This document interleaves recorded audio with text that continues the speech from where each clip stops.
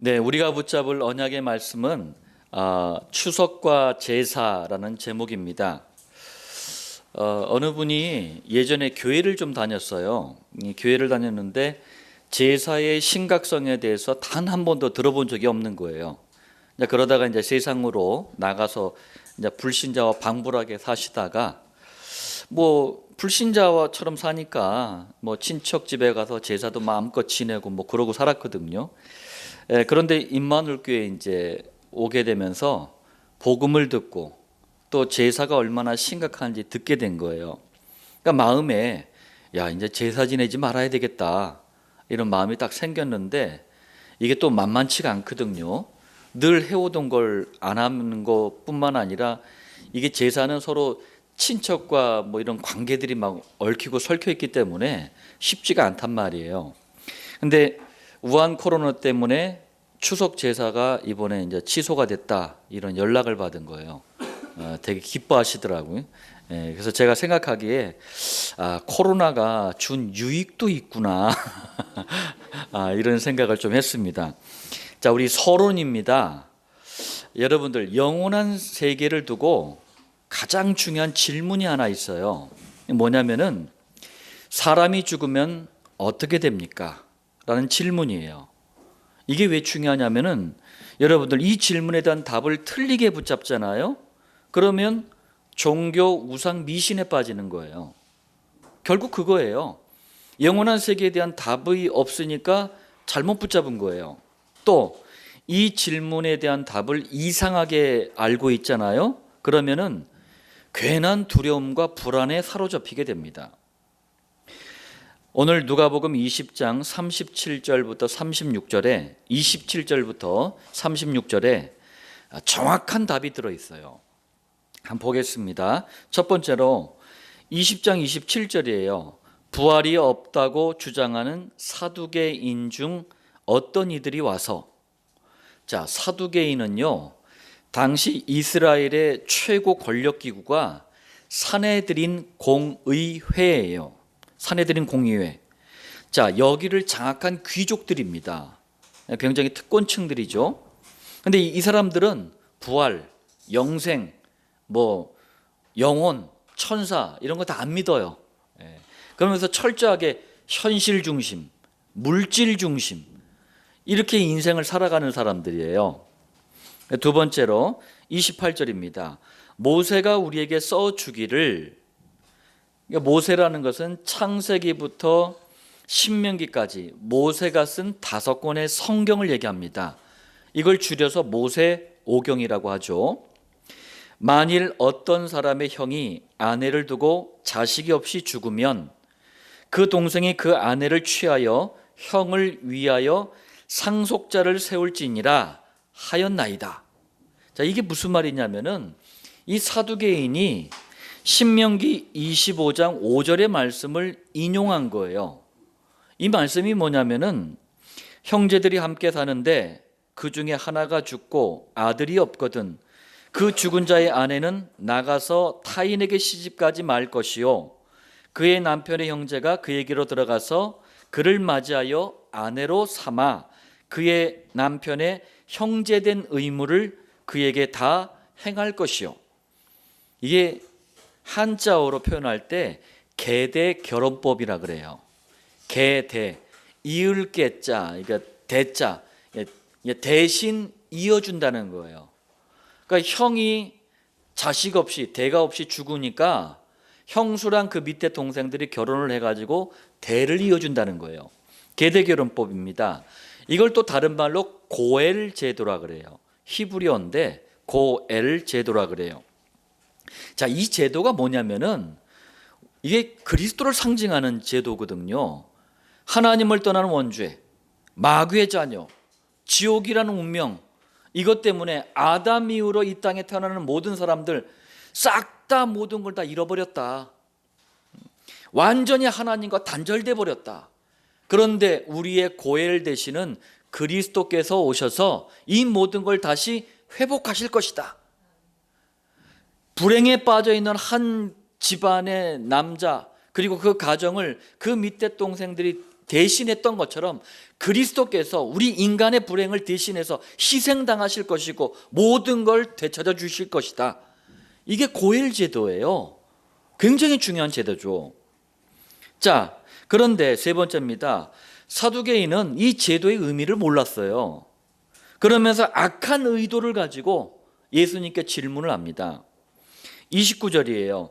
7형제가 있었는데 마지가 아내를 취하였다가 자식이 없이 죽고, 30절, 그 둘째와 셋째가 그를 취하고. 무슨 말씀이죠? 계대 결혼법대로 동생들이 이제 형이 죽으니까 형의 아내를 맞이해 가지고 대를 이어주려고 했다, 그 얘기예요. 그런데 31절, 일곱이 다 그와 같이 자식이 없이 죽고. 희한하죠? 32절, 그 후에 여자도 죽었나이다.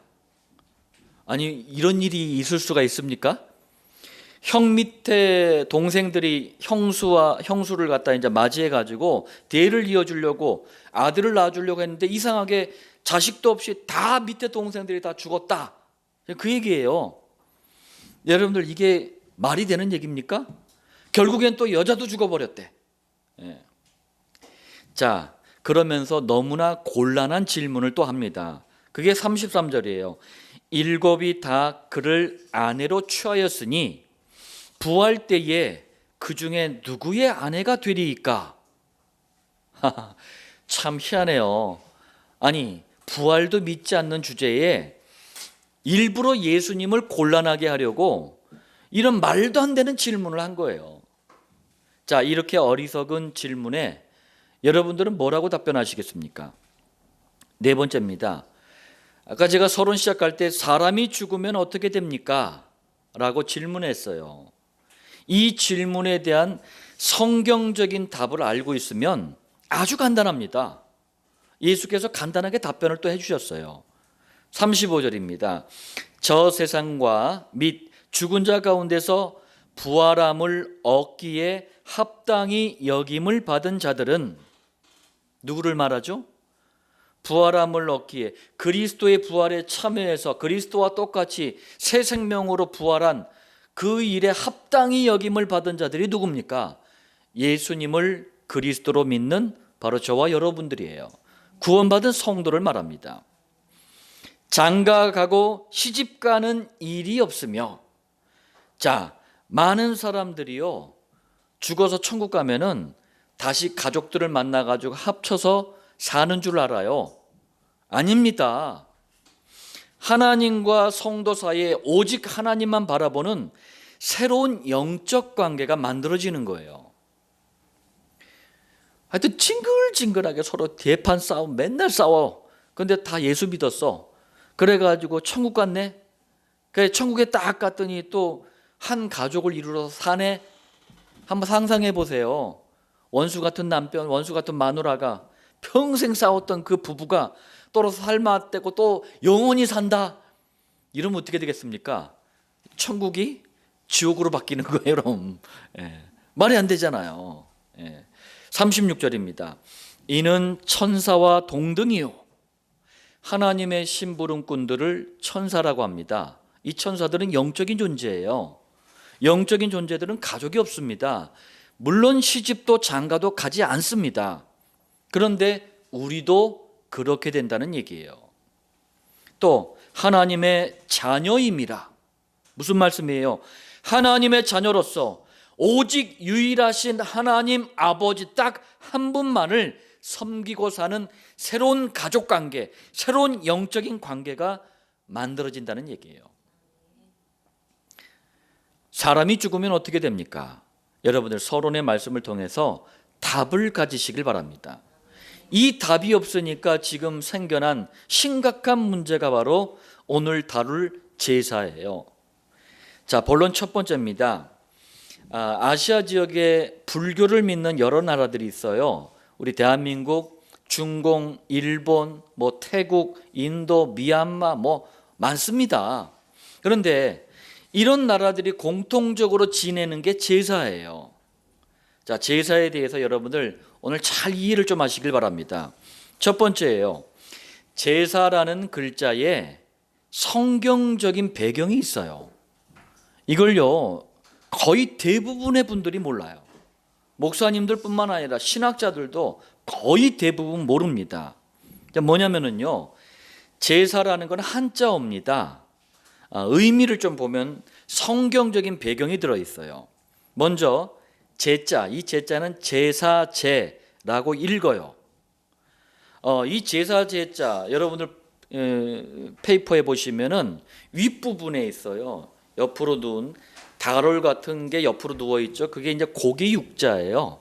그 옆에 있는 거는 손 모양을 이렇게 글자로 만든 겁니다. 이런 손 모양. 이게 뭐냐면은 하나님께 제사를 드리려고 짐승을 딱 잡아요. 잡아가지고 짐승의 각을 떠요. 그리고 나서 그 짐승의 고기를 두 손으로 이렇게 피가 줄줄 흐르는 그 짐승의 고기를 이게 두 손으로 받쳐가지고 하나님께 올려드리는 피 제사를 상징하는 게 바로 이 제사 제자라는 한자어예요. 이 모양이에요. 자, 그럼 아랫부분에 보일시라고 되어 있어요. 그 보일시라고 읽거든요. 그 보일시가 뭐냐면은 한자에서는 삼위일체 하나님을 보일시자로 표현을 해요. 그러니까 온 우주와 만물을 떠받치는 새 기둥, 이걸 보일시라 그래요. 삼위일체 하나님. 그러니까 제사 제자는 무슨 글자예요? 하나님께 드리는 피 제사를 형상화한 글자예요. 그 다음에 사자가 있어요. 사자는 제사사로 읽습니다. 자, 옆에 뭐가 있어요? 보일시가 있죠. 뭡니까? 삼위일체 하나님을 나타내는 글자예요. 그 옆에 붙어 있는 글자가 사자입니다. 사자는 뭐냐면 제사 지내는 시간을 나타내는 글자예요. 시간을 나타내는 글자예요. 자, 그럼 정리하자면 제사가 뭐라는 얘기예요? 구약시대에 아직 그리스도가 오시기 전에 구약시대에 어떻게 예배를 드렸느냐? 삼위일체 하나님께 일정한 시간을 정해서 피제사를 드리는 게 구약시대의 제사고 구약시대에 드렸던 예배란 얘기예요. 그런데 이 제사, 이 예배가 시간이 흐르면서요, 사단의 조종을 받는 하나님을 떠난 불신자들이 이걸 변질시키고 왜곡을 시킨 거예요. 원래 제사는 하나님께 드리는 예배란 얘기예요. 그런데 이게 변질이 되고 왜곡이 된 거예요. 자, 하나님께만 드렸던 제사를 사단의 조종과 인도를 받는 사람들이 어떻게 바꿔놨느냐? 죽은 사람들을 위한 제사로 둔갑을 시켜놓은 거예요. 예배의 대상을 하나님에서 죽은 조상이나 부모로 바꾼 거예요. 실제로는 죽은 조상이나 부모를 가장해서 누가 찾아옵니까? 마귀와 그 졸개 귀신들이 찾아오는 거예요. 귀신들이 예배의 대상이 돼버린 거예요. 자, 여기에 또 효도를 또 딱 보탠 거야. 효도. 한국 사람들 효도 좋아하거든요. 효도를 딱 보태가지고 문화로 만들고 전통으로 만들고 미풍양속. 미풍양속이라는 게 뭐냐면은 아름답고 좋은 풍속, 요래 가지고 제사를 만들어버린 거예요. 지금은 제사가요, 반드시 지내야 될 종교처럼 바뀌어져 버렸어요. 두 번째입니다. 불신자들이 지내는 제사가 한국 땅에 그럼 어떻게 들어왔는지 한번 과정을 보겠습니다. 지금 불신자들이 지내는 제사는요, 처음에 중공에서 시작이 된 거예요. 저 중화인민공화국에서 맞나? 중화인민공화국인가? 거기서 시작된 거예요. 중공. 자, 주나라 때 중국의 역사 시대에 제일 오래된 시대 중에 하나가 주나라예요. 하은주에서 주나라입니다. 이 주나라 때 주공이라는 사람이 있었어요. 이 사람이 집에서 멀리 떨어진 곳에 나가가지고 공부를 하는데 아버지가 위독하시다라는 전가를 받은 거예요. 소식을 전한 거예요. 받은 거예요. 자, 그래서 막 말을 달려가지고 막 왔는데 여러분도 아시잖아요. 중공이 땅 크기가 또 어마어마하게 크잖아요. 예. 딱 집에 와봤더니 아버지가 이미 돌아가신 거예요. 그래서 효도하지 못한 것을 후회하면서 직접 밥상을 차려가지고 죽은 아버지 앞에 올려드리고 절을 한 거예요. 요걸 인품이 좋았던 주공 주변의 제자들이 딱 보고 중공 저녁에 이걸 퍼뜨려 버린 거예요. 한마디로 무슨 얘기냐? 불신자가 지내는 제사는 원래가 불효자는 웁니다. 불효한 이 마음의 용서를 구하고 이 안타까운 이 마음을 위로받기 위해서 했던 거예요. 죽은 조상이나 부모가 귀신이 되고 와가지고 밥 얻어먹고 가는 게 아니라는 얘기예요. 그런데 훗날 우리 한국이 중공의 속국이었잖아요. 그러면서 많은 걸 수입을 했는데 제사도 수입을 했네. 그리고 한국이 원래 가지고 있던 그 우상숭배, 미신, 이게 이제 제사랑 짬뽕이 돼버린 거예요. 그러면서 영적인 행위로 바뀌어버린 거예요. 지금은 그래서 종교가 돼버렸다니까요. 제사에 대해서 여러분들 성경적인 배경, 이런 역사적인 배경을 좀 잘 이해를 하시길 바랍니다. 그래서 설명을 해주세요. 자, 본론 두 번째입니다. 현재 많은 목사님들 그리고 교인들이 제사에 대해서 크게 세 가지 생각, 입장, 견해들을 가지고 있어요. 여러분 한번 잘 들어보시길 바랍니다. 진짜 그래요. 첫 번째, 제사에 대해서 제대로 된 설명을 교회 강단에서 단 한 번도 하지 않은 목사님들이 너무나 많아요. 제사에 대해서 제대로 된 설명을 단 한 번도 들어보지 못한 교인들도 너무나 많아요. 여기에는 이유가 있습니다. 이유가 뭐냐면은 일단은 제사에 대해서 아예 무지해. 왜 그러냐면은 목사든 교인이든 일단은 기독교 집안에서 태어났어요. 우리가 기독교 100년이 되다 보니까 3대 4대가 돼버린 거예요. 기독교 집안에서 태어났어. 늘 교회만 다니는 사람들 속에서 자라났어. 그리고 나서 또 여차저차 하다가 목사가 되고 교인이 됐네. 그러다 보니까 제사에 대해서 모르는 거예요. 왜? 한 번도 해본 적이 없거든. 자, 그리고 많은 목사님들은요, 제사를 신학적으로만 또 배웠어요. 신학에서 잠깐 배워요. 근데 저는 제사 지내는 집안에서 태어났고 제사를 보면서 자라났고 또 저는 제 손으로 제사를 또 지내봤고 그리고 불신자들 속에서 제사라는 이 현장이 얼마나 심각한지를 저는 봤잖아요. 근데 대부분 목사님들은 그걸 경험을 못 해본 거야. 신학적으로 얼핏 들은 거예요. 그러다 보니까 심각성을 몰라요. 이러니 제사에 대해서 정확하게 말을 해줄 수가 없는 거예요. 그리고 일부 목사님들은 아예 제사 지내도 돼. 제사 그거 그냥 문화야. 전통 문화야. 이렇게 가르친다니까요. 자, 또 이건 아주 악의적인 거예요. 아주 질이 나쁜 거예요. 뭐냐면은 교회에 오는 사람들 숫자를 늘리는 걸 뭐라 그래요? 교회 부흥이라 그래요. 이거에 걸림돌이 될까 싶어가지고 아예 강단에서 제사에 대해서 한 번도 말하지 않는 목사님들도 있어요. 이분들이 그래. 아니, 교회 오시는 분들 마음 상하게 왜 그런 제사 같은 얘기 해가지고 기분을 상하게 만드냐. 저는 뭐 때문에 목사가 됐는지 참 궁금해요. 여러분들, 목사는 사람의 입맛이나 비율을 맞추는 사람이 아니에요. 하나님께 목 잡힌 사람이 목사입니다. 복음의 말씀만 전하라고 이 목을 잡힌 거예요. 자, 저는 그렇게 생각합니다. 죄를 말하는데 우리 기독교에서 죄를 많이 얘기하잖아요. 그런데 대부분 사람들이 윤리적인 죄, 도덕적인 죄를 많이 생각을 하더라고요. 물론 그것도 죄죠. 자범죄죠. 그런데 전도자의 눈으로 볼 때 시대와 현장에 대해서 무지한 건 죄입니다. 무슨 말이냐면요, 이 세상에서 이 시대와 현장의 문제를 진정으로 치유하고 살릴 수 있는 곳은 교회밖에 없어요.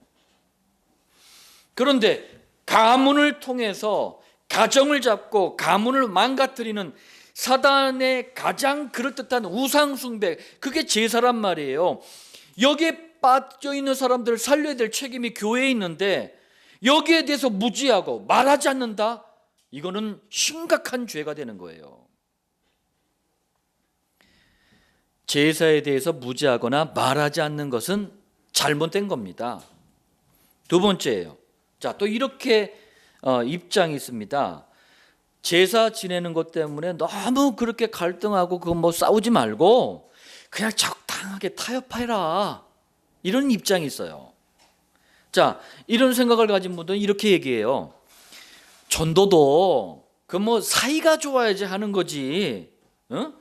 그렇게 서로 막 그렇게 제사 때문에 친척들하고 서로 싸우고 막 갈등하고 그러면 덕이 되겠냐? 전도가 되겠냐? 어떻습니까? 너무 논리적이야. 너무 이성적이야. 너무 합리적이야. 그렇게 들려요. 그래. 왜 굳이 뭐 싸워서 어떻게 뭐 전도하겠어? 그러나 이렇게 말하는 사람들이요, 저는요, 전도하는 것을 단 한 번도 본 적이 없어요. 전도 아예 관심도 없어요. 그러면서도 갈등하는 게 싫은 거예요. 싸우는 게 싫은 거야. 불화하는 게 싫은 거야. 그러니까 합리화시키는 거예요. 솔직해야 합니다. 이거 유튜브를 통해서도 또 말씀을 듣는 분들도 계실 텐데 솔직해야 돼요. 관심 없잖아요. 그리고 목사들이 이렇게 말하니까 교인들이 아예 부담을 다 떨쳐버렸어. 제사에 대해서 요만큼의 어떤 부담이 있었는데 다 떨쳐버렸어. 그래가지고 가족 간의 화목 이러면서 그냥 앞장서가지고 막 제사 음식을 차리는데 돈도 보태고 장도 보고 음식도 차리고 막 절도 하고 다 해버려. 오히려 사단이 역사하는 우상숭배인 제사를 권장하는 꼴이 돼버린 거예요. 가장 심각한 게 뭔지 아십니까? 제사에 대해서 적당하게 타협을 하잖아요. 전도는커녕, 잘 들으시길 바랍니다. 전도는커녕 죽을 때까지 제사 함께 지내야 돼요. 사단은요, 절대로 한 집안이 제사를 포기하도록 놔두지를 않아요. 또 성경도 분명히 말씀합니다. 출애굽기 20장 5절에 그것들에게 절하지 말며 그것들을 섬기지 말라. 죽은 조상이나 부모에게 절하지도 섬기지도 말라고 말씀합니다. 왜냐? 왜 그래요? 여기에 사단이 가장 역사하기 때문에 그래요. 나를 미워하는 자의 죄를 갚되 오직 여호와 하나님만 섬겨야 되는데 죽은 조상이나 부모를 가장에서 찾아오는 마귀와 그 졸개들, 그 귀신들을 섬기는 게 제사란 말이에요. 이거는요, 하나님을 멸시하고 하나님을 무시하는 죄예요.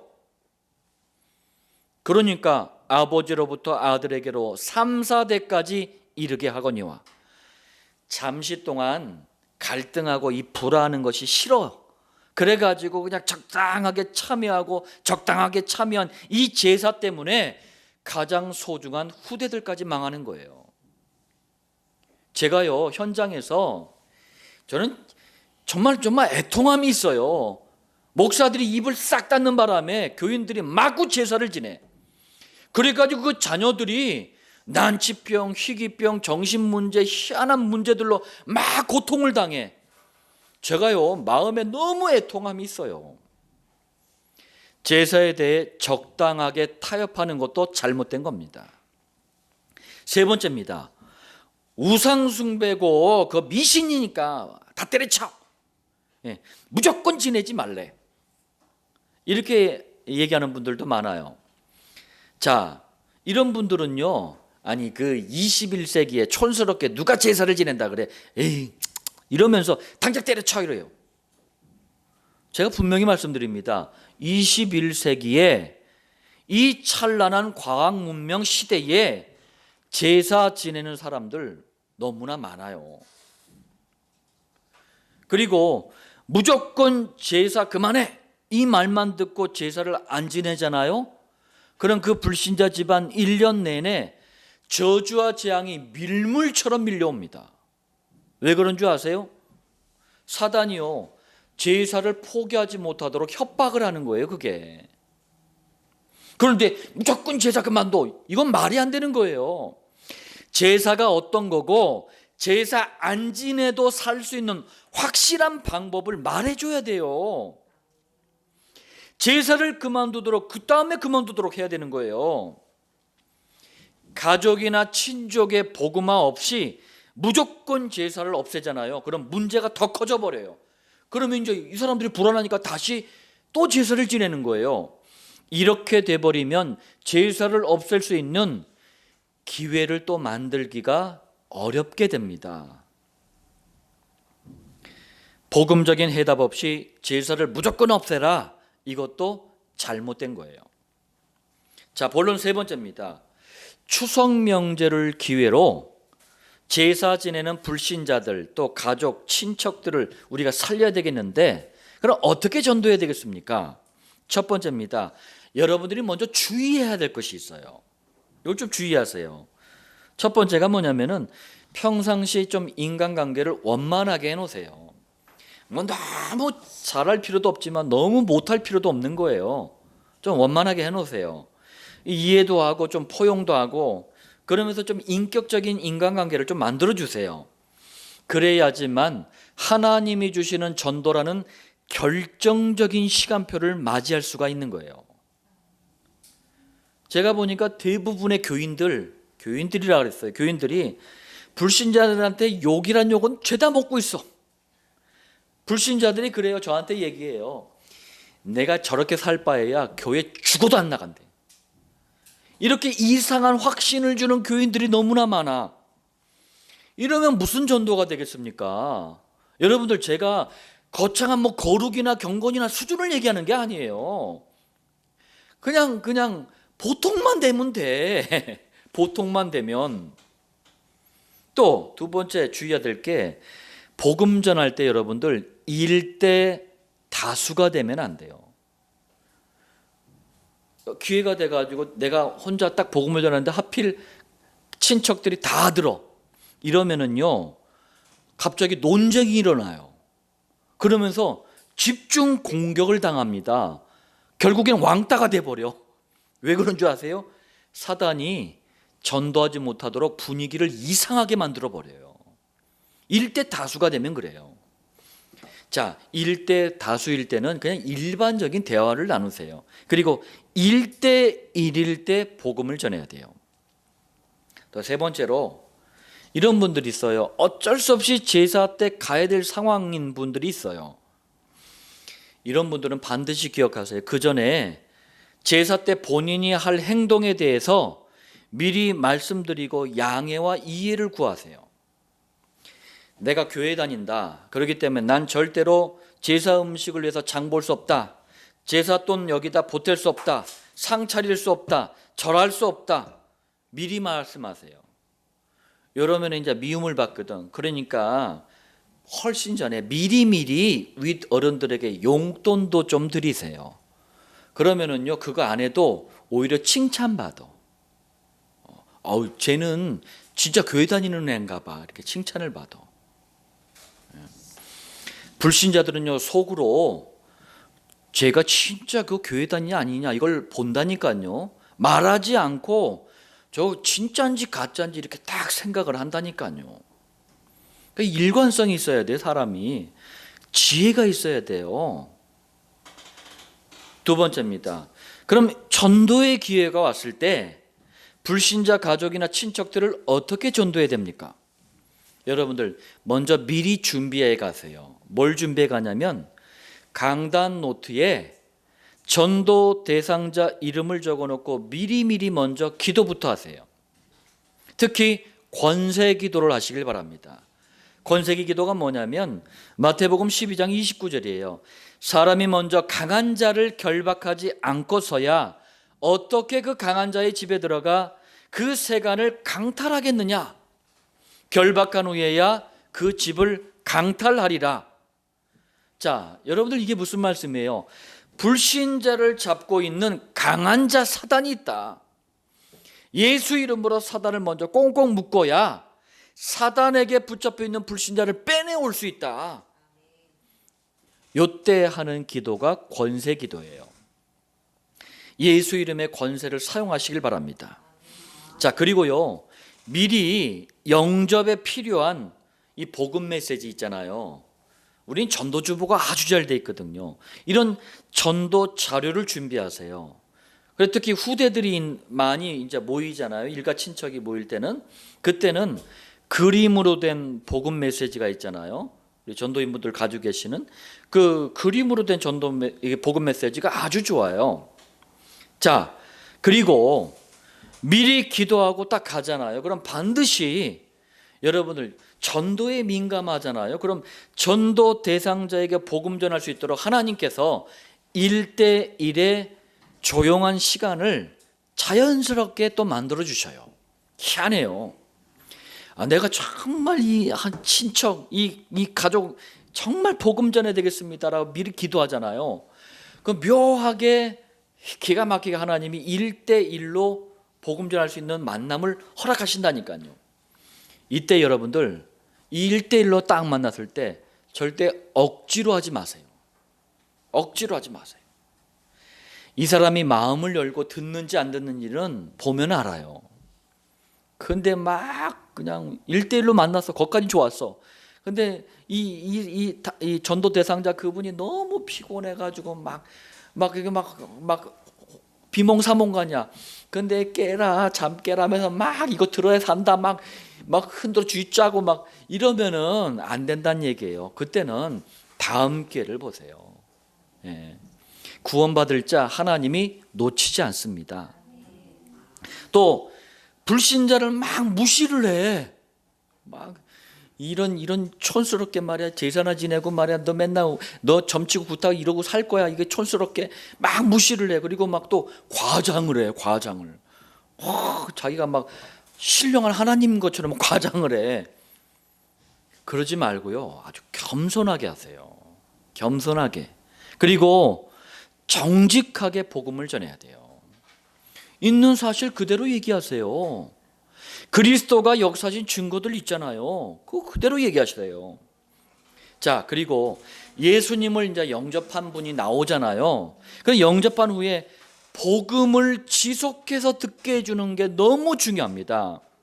여러분들 복음을 지속해서 들을 수 있도록 개인 양육이나 목장 일정을 반드시 잡아야 돼요. 시간이 또 맞고 거리가 맞다면 개인 양육이 좋아요. 그리고 또 만약에 그 주변에 목장이 있다 그러면 목장으로 또 초대도 하는 거예요. 어떻게 해서든 복음의 말씀을 지속해서 전달해 줘야 돼요. 왜? 이분은 혼자 떨어져 있잖아요. 불신자 속에. 그러다 보면 나중에 그거 안 도와주잖아요. 그럼 제사 문화 속으로 다시 들어가 버려요. 그러니까 자기가 구원받은 것도 모르고 그냥 가서 또 제사를 지내버려요. 예. 자, 결론입니다. 여러분들 많은 말씀을 좀 드렸지만 이번 추석 연휴를 통해서 여러분들이 꼭 한번 실천해 보시길 바랍니다. 첫 번째로 우리 강단 말씀 또 목장 말씀을 그냥 붙잡지 마세요. 언약, 약속으로 붙잡으세요. 그리고 정시 기도에 반드시 성공하기 바랍니다. 이게 참 저도 뭐 좀 그러기도 한데 저는 크게 영향은 안 받습니다만 이상하게 연휴가 되면은 괜히 마음이 바빠, 들떠, 또 막 좀 이런 일들 때는 또 복잡해. 그러면은 제일 먼저 놓치는 게 뭐냐? 기도가 놓쳐져 버려요. 그래서 정시 기도로 기도의 균형과 감각을 살아있게 해줘야 돼요. 유지시켜줘야 돼요. 두 번째입니다. 전도 대상자 명단을 여러분들 기록하고 집중해서 기도하시길 바랍니다.